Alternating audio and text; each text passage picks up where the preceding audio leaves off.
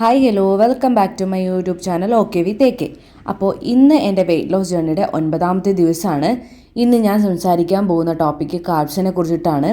എന്തെല്ലാം തരത്തിലുള്ള കാർബ്സ് ഉണ്ട്, അതെങ്ങനെ എടുക്കാം, എങ്ങനെ എടുക്കണ്ട എന്നുള്ള കാര്യങ്ങളാണ് പറയാൻ പോകുന്നത്. എല്ലാവരുടെയും ഒരു തെറ്റിദ്ധാരണയുണ്ട്, കാർബ്സ് എന്ന് പറയുമ്പോൾ നമ്മുടെ ശരീരത്തിൽ ഒരു എനിമിയാണ് എന്നുള്ളൊരു മിത്ത് നമുക്കുണ്ട്. പക്ഷേ ശരിക്കും അതല്ല. നല്ല കാർബ്സും ഉണ്ട്, അല്ലാത്തതും ഉണ്ട്. എല്ലാം ഒരളവിൽ കഴിച്ചു കഴിഞ്ഞാൽ പ്രശ്നമില്ല. ഈ കാർബ്സ് നമ്മൾ എടുക്കുമ്പോൾ നമ്മുടെ ഫുൾ ഡേ നമുക്ക് എനർജി ആയിട്ട് ഇരിക്കാനായിട്ട് ഹെൽപ്പ് ചെയ്യും. കാർബ്സ് എടുത്തില്ല എന്നുണ്ടെങ്കിൽ നമ്മൾ ഭയങ്കരമായിട്ട് വീക്കായിട്ട് പോവും. അതുകൊണ്ട് ഉറപ്പായിട്ടും കാർബ്സ് നമ്മൾ എടുത്തിരിക്കണം. നമ്മൾ കാർബ്സ് എടുക്കുമ്പോൾ നമ്മുടെ ശരീരത്തിൽ ഡൈജഷൻ സമയത്ത് അത് ഗ്ലൂക്കോസ് ആയിട്ട് കൺവേർട്ട് ചെയ്യും. അത് മസിൽ ബ്രെയിൻ എന്നത് അങ്ങനെയുള്ളതിനെല്ലാത്തിനും നല്ല എനർജി കൊടുക്കുകയും നമ്മുടെ ഡേ ടൈം ഫുള്ളും നമുക്ക് ആക്റ്റീവായിട്ടിരിക്കാൻ ഹെൽപ്പ് ചെയ്യുന്നതാണ് ഈ കാർബ്സ് എന്ന് പറയുന്നത്. അപ്പോൾ അത് ഒഴിവാക്കി കഴിഞ്ഞാൽ ഉള്ള ഡിസഡ്വാൻറ്റേജ് നിങ്ങൾക്ക് തന്നെ അത് ആലോചിച്ച് കിട്ടാന്നുള്ളതേ ഉള്ളൂ.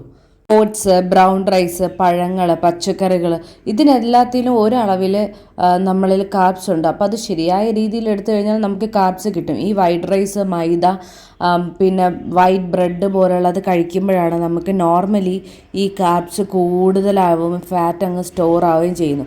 നമ്മൾ എനർജിക്ക് ആവശ്യമായിട്ടുള്ളത് എടുത്തിട്ട് ബാക്കി നമ്മൾ പിന്നും കൺസ്യൂം ചെയ്തുകൊണ്ടിരുന്ന് കഴിഞ്ഞാൽ അത് ഫാറ്റായിട്ട് ഡെപ്പോസിറ്റ്, അതാണ് നമുക്ക് വണ്ണം വെക്കലായിട്ട് വരുന്നത്. അതുകൊണ്ട് ചോറ് ഒരിക്കലും നമ്മുടെ ഒരു ശത്രുവല്ല. അത് വൈറ്റ് റൈസ് ആയാലും ശരിയാണ്, ബ്രൗൺ റൈസ് ആയാലും ശരിയാണ്. ഒരു അളവിൽ എടുത്തു കഴിഞ്ഞാൽ അതൊരിക്കലും നമ്മുടെ ഒരു എനിമിയായിട്ട് പോകാൻ പോകുന്നില്ല. ഈവനിങ് ടൈമൊക്കെ കൂടുതലും കാർബ്സ് കഴിക്കാതിരിക്കുന്നതായിരിക്കും ഏറ്റവും നല്ലത്.